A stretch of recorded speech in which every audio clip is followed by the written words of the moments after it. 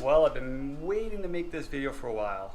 There's two things I wanted to tell you.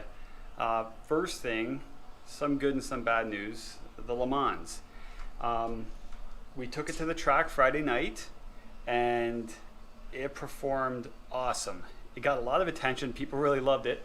But both of my GoPros I had issues with the memory cards and lost all the footage. Luckily, my buddy's kids were in the grandstands and they managed to grab a couple clips.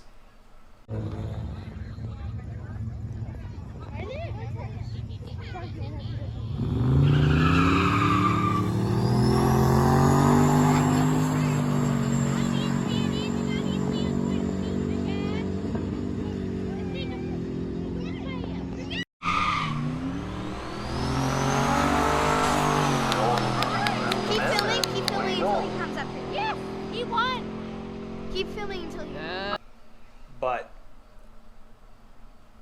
all in all, like, it was a busy night. I was only able to make 2 runs, and first run I did a 12.4 at 117. Second run I did a 13 at, I think I was doing maybe, I forget, a little less. I think it was 115 or something like that. But I was spinning through first, basically. No doubt if I had better tires on this thing, this car, it's an 11-second car. Now, I gave the car a once over before I left, and one thing I did find, if you're running the Rev 9 wastegates, it's a good idea to check. See these washers down in here? There's 3 washers, and they're actually just a spacer. There's 3 bolts that go through that hold this half of the wastegate onto this half. And 2 of them had backed out and this whole thing was sitting cockeyed.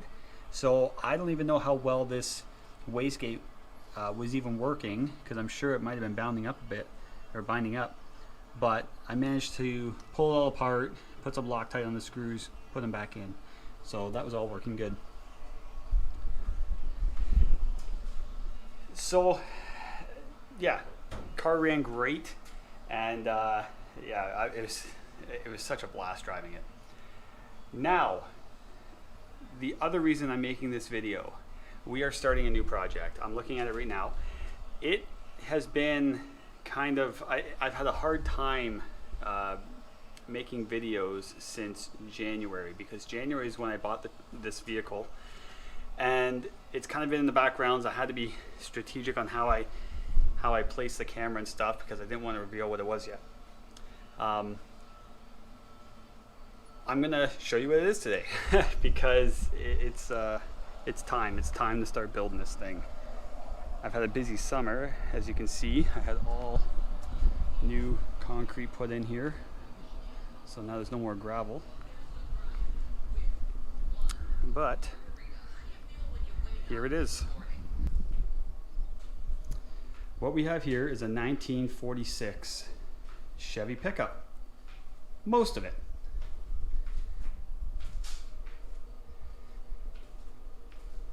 Just give you a quick walk around.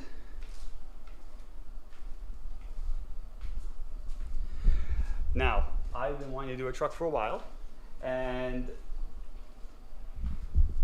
as much as I love the car, I don't want to put a cage in it, and I don't want to redo all the suspension, and I like it the way it is. I want to have a street car that I can take my kids around in.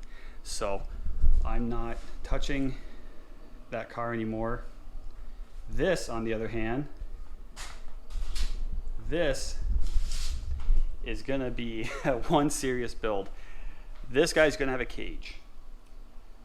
This guy is gonna be running probably twice as much horsepower as that thing is. And it's probably gonna weigh a good 1,000 pounds less. I mainly bought this thing for the cab. The front end, you can see the fenders are done. They're toast. The bottom's rotted out. There's a patch here. There's holes all over the place. I'm basically building a street rod, and I had thoughts that I might save the hood, use the hood, maybe part of the grill, right? I can lose the fenders, keep the middle part of the grille, keep the hood, but as you can see, they do not have large engine bays. I mean, this thing had a straight 6 in it. So to put a lot of horsepower in there, the hood's probably gonna have to go. The fenders are definitely going. It's gonna be an open wheeled vehicle, no fenders. And I'm building my own chassis. That's why I wasn't concerned about buying a complete truck. Mainly the cab is what I was after. And the cab is in really good shape. All the doors, 2 doors, open and close, no issues.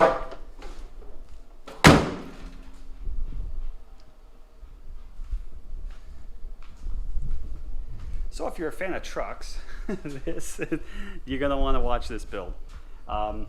It's taken a long time to get parts. That's why this thing has been sitting in the back corner of my garage since January 1st. As soon as I bought it, I started putting orders in on parts, and it's taken a long time. And I've already acquired, I'm doing a solid front axle with a single leaf, and get my kid's bike out of the way. We're gonna be running a 4-link. So there's my 4-link bars, 4-link brackets, diagonal bar, Willwood for the fronts, doing a manual steering box, and that's just the start.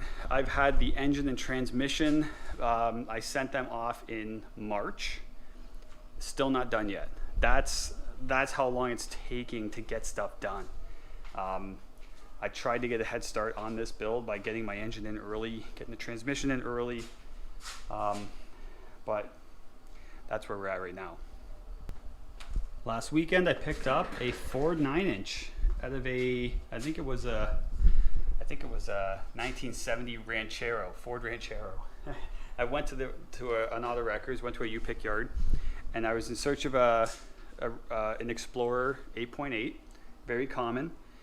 And they were cleaned out. They had no 8.8s left, but the guy asked me what I was building, and I let him know.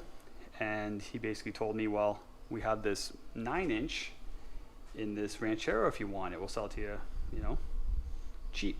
So I yanked her out, and now I got a 9-inch. But yes, it is not a large vehicle. The steering column's just pushed up. It is not a big truck by any means. I mean, look at the size of that dash. Let me get away from the light.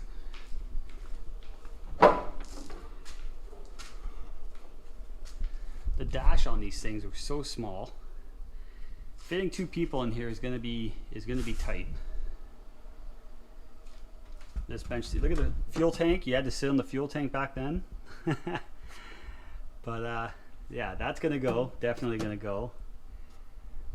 That steering column's gonna go. We're gonna get a different steering column. But these trucks, like, they just have so much character, and everything works. Like, the windows still crank. The windshield cranks out. The windshield actually has a crank, and you can move the windshield out.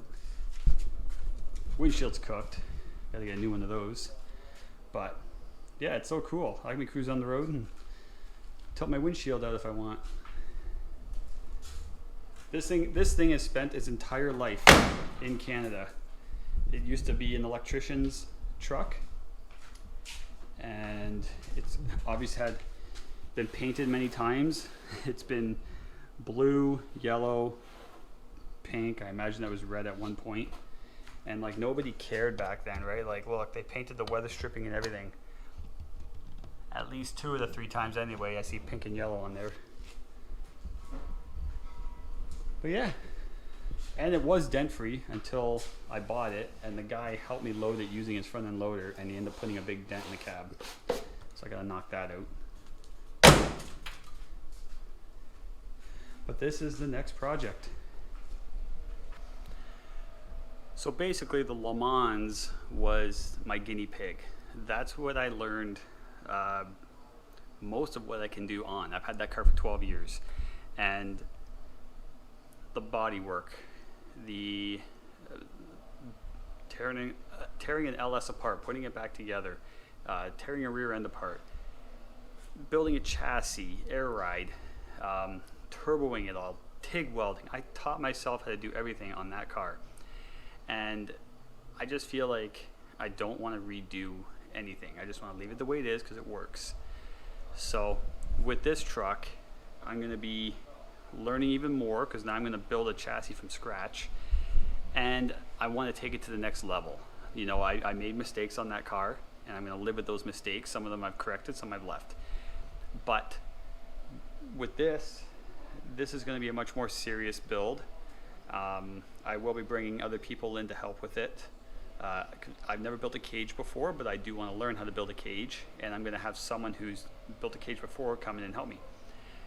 The engine, I know how to tear an LS apart and put it back together. I can make, you know, good horsepower, reliable horsepower.